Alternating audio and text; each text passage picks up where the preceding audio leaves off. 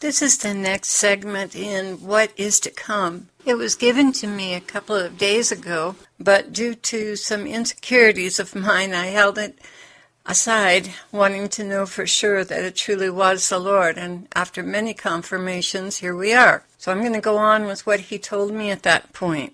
So this is What is to Come, Part 2, and this was given on March the 4th, 2015. One thing I'd like to begin with is one of the confirmations that came. You'll probably notice that it is posted on the same page with the first set of instructions, what is to come, and that is that a very dear friend of ours who has been in the Lord for over 50 years and been receiving messages from him for that long, just had a dream last night that she saw streams of lava around Yellowstone rather than this gigantic eruption that everyone is expecting and that the Lord told me would not happen because he would intervene. She also saw streams of lava, which is what I saw. I shared that with you in our last video. Just streams of lava everywhere, and the lava was pouring out peacefully, and so people had time to prepare, and it would not cause a nuclear winter kind of scenario for our country. So I'm going to move on now to the instructions that were given to me the day after the first set of instructions on what is to come. It's very short due to some difficulties that I was having that day. So I'm going to give you the short version, and then I'm going to go straight into instruction number 2. So I'm calling this one 1.5 because it's so tiny. The Lord began, let's talk about Nibiru. Yes, what you have heard about the headquarters of demonic powers is correct. Yes, that is another reason for the Vatican telescopes. So when they say it is to discover life on other planets, that is reasonable and not a lie. However, they know well the nature of this life and what it will do to Earth. In anticipation, they have dug their hidden cities and provided them with all they think they will need to survive. This, in my eyes, is utterly ridiculous, as if I will allow them to escape the conflagration. In no way will they escape. They will die in the graves they have dug for themselves, while I will preserve many of the righteous still on the surface of the earth. There is still much debate among the ruling class that these so-called helpers are only using them to gain access to the planet, and that they will be traitors and harbingers of destruction. There is still much debate among the ruling class that these so-called helpers, meaning the ETs, demons posing as ETs, benign ETs, are only using them to gain access to the planet, and that they will be traitors and harbingers of destruction, which is quite correct, I might add. But in their lust for power and technology, that is the ruling elite of our earth, they press on into a scheme that is to be their undoing. I replied to him, kind of messed up, like, if you do, you're messed up, and if you don't, you're messed up. Exactly. They are caught in a trap because of their lust for power. Now here I want to say that I believe, in my own mind anyway, that these demons are capable of destroying the earth easily, but I believe that the Lord has held their hand back. You know, demons are on a leash. They're like rabid dogs. They're chained. They can't go any further than God will allow them to go, and he won't allow them to destroy the earth. Although the demons have used mankind to destroy the earth and to destroy many things. So it's our own undoing in a sense. Yet what is missing in their thinking is me. They are so educated and so informed that they can't relate to God being in control. Kind of like the joke, the most intelligent man in the world who bailed out of the plane with a hippie's backpack. I don't know if you guys have heard that that joke, but it's pretty funny. Anyway, it's laughable, really, he said. As the scriptures declare, the one enthroned in heaven laughs. The Lord scoffs at them. I'm going to read this to you because I think it's really beautiful. Why do the nations conspire and the peoples plot in vain? The kings of the earth rise up, and the rulers band together against the Lord and against his anointed, saying, Let us break their chains and throw off their shackles. The one enthroned in heaven laughs. The Lord scoffs at them. He rebukes them in his anger and terrifies them in his wrath, saying, I have installed my king on Zion, my holy mountain. That's Psalm 2. And also Revelation 6, the kings of the earth and the great ones and the generals and the rich and the powerful and everyone, slave and free, hid themselves in the caves and among the rocks of the mountains. So I continued with the Lord. I asked him a question. So Satan being cast down to earth will happen with Nibiru? It's all part of the same event. The Lord continued. So much unfolds in layers, but this is the final and definitive layer to descend on earth, the most destructive one. I know this is a lot for you to comprehend, my love. Jesus, would you please give me a vision, please? I will, he said. And I beheld a red planet that came into proximity to earth. Something like fire descended into Jerusalem. And Satan, who took over the body of Antichrist, stood boldly in the Holy of Holies and struck the ground with his staff, and rings of fire radiated out from that point that covered the whole earth, much like what you would see if a droplet of water fell into a pool of still water. The Lord continues, this is the final scene of destruction. The end has come. There is hope. These instructions I'm giving you are meant to bring people out of a nosedive of despair. They are important to me. There will come a time when they are invaluable. Don't discount my motives. I do know what I'm doing, my love. I think you figured that out by now, huh? Yes, Lord. My bad. Yes, you're bad, he said. Let's move on. Okay, so now I'm going to go right straight into the second message. I get curious and I mess around and do foolish things, and I caught someone on YouTube who was talking about Yellowstone. They had a vision about Yellowstone, so I took the bait and I started listening, and then I realized this isn't the Lord. What am I doing? Why am I listening to what other people have to say when I have the Lord speaking directly to me and telling me what he's going to do? I mean, this is foolishness on my part. So I closed it down and repented. And I said, no, I'm going to believe my Lord. I'm not going to believe what anyone else has to say. And I turned it off. Well, when I came into prayer to begin to listen to him for his instructions, he said, it was good to hear you say that. I will never, never give up on working with you. Never. Rest assured. He who has begun the good work will continue to its completion.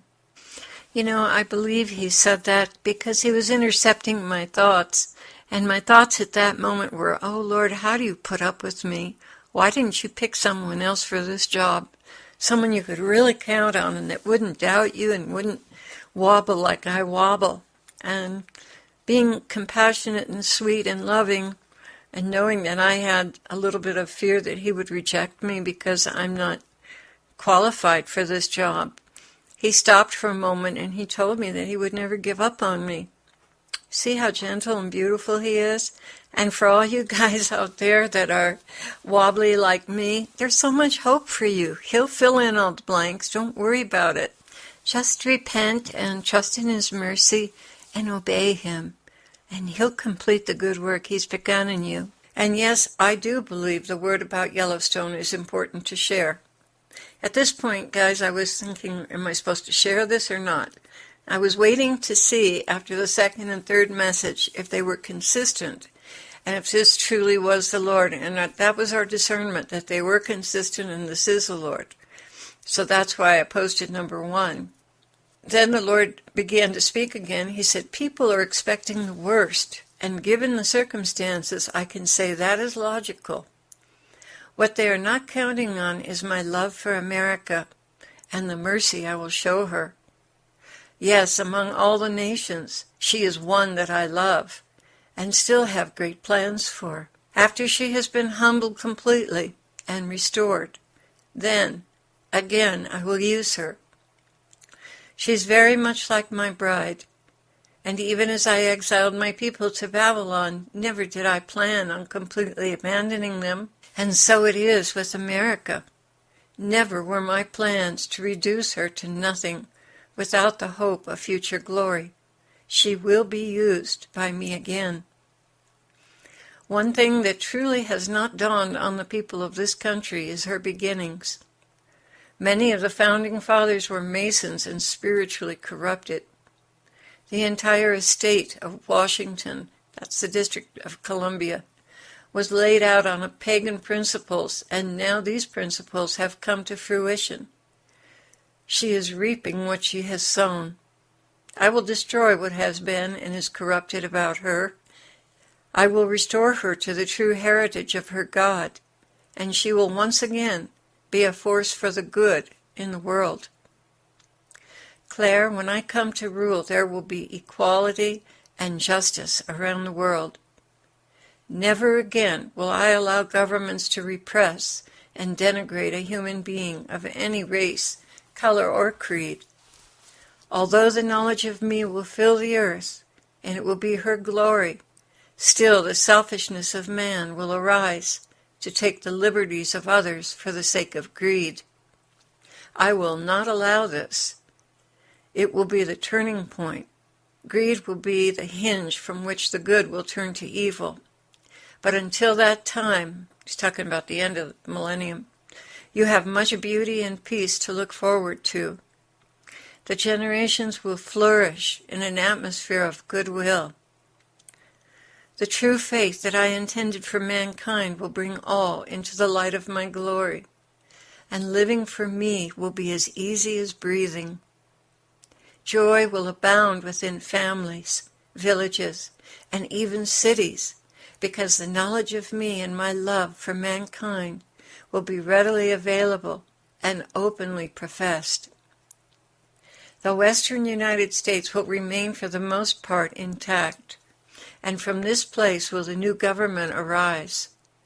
This is one reason why I will spare Yellowstone, that it not completely destroy the West and Southwest. Both farming and technology will arise based strictly on godly principles and enforced by my angels and those entrusted with governing, those who have proven themselves worthy and fit to care for all, without selfish ambition and underhanded motives. This so contrasts what you have today, springing from the occult motives instilled in Rome from the beginning. When I speak of Rome, I speak of the government, not the church. The restructuring of my church will arise very organically from those chosen to lead in every village and township. They will be kept small except for the exceptional gatherings I myself shall attend to impart new understandings, revelations, and ways of living in peace and love with one another. And yet from the onset there will be those who will shy away and search for alternatives to what I have established. These will be the seed of discontent that cannot bend the knee. They will be the forefathers of those who will incite the rebellion at the end of the millennium. Greed and pride will always exist, Claire, until I remove evil from within. I want to impart to you the hope for the future that I have. It will be a long, dark, bloody road until my kingdom comes on this earth. And I want all to know it will come. It will come. There's great hope for the generations yet to come. Peace will be established in mutual brotherly love. And though nations shall retain their own identities, their own cultures, there will be no quarreling or squabbling for resources or power. It simply will not be allowed. Much in the nature of man continues to tend in that direction, but I will enforce true liberty and justice for all. No one will be overlooked, not one, not even the littlest one, for my spirit will search the earth and see to it that wrongs are righted, justice is done to the poor, the little, and the marginalized. You will be part of this, my spouse. I will have so much joyful work for you to do, and your happiness will stretch from sea to sea. And when he said that, I thought, but the country will be divided. And he, reading my thoughts, said, yes, the country will be divided. Yes, it will be quite a distance from one side to the other, not something you can take a ferry to cross. There will be distinctly different climates, culture, and industry. There will be trade between the two halves of the country. Never again will men squabble over petroleum, for the new energy system will be installed almost immediately after the purification. Wow, I'm really looking forward to that one. No more electric bills, guys. No more gasoline bills. Okay, going on with what the Lord was saying. Communication will be simpler than ever. Pollution will be a thing of the past. No one will be allowed to carry on operations destructive to my creation or to humanity. Yet in their foolishness men will toy with overthrowing the beautiful lives they live. And I will allow them to accumulate and band together, that they may be no more on the face of the earth. This again, he's referring to the last Armageddon, the end of the millennium. Lord, I really want to understand the whole alien agenda and how you're going to deal with it. He said the technology they possess and have developed is deviant and cruel in the most grotesque ways. All is motivated by greed, hatred, and lust for power, and complete disregard for all that is good. I will totally destroy and wipe out every single one. There will be no more influence from these treacherous demons and their perverted technologies that vie with me and declare that they're capable of creating life. They are only capable of destroying life, period. What your government has bought into will cost them irreparably. Their lives, their souls, their offspring, and never again will they rise to power. The whole world will be turned upside down and emptied of all evil. This I will see to when I come. The 3 days of darkness will come just before I do. This is when all men will be on the brink of despair, that there is no longer any hope at all. This is when I shall dispatch my angels to bind and destroy every wicked agent and agenda of terror and destruction.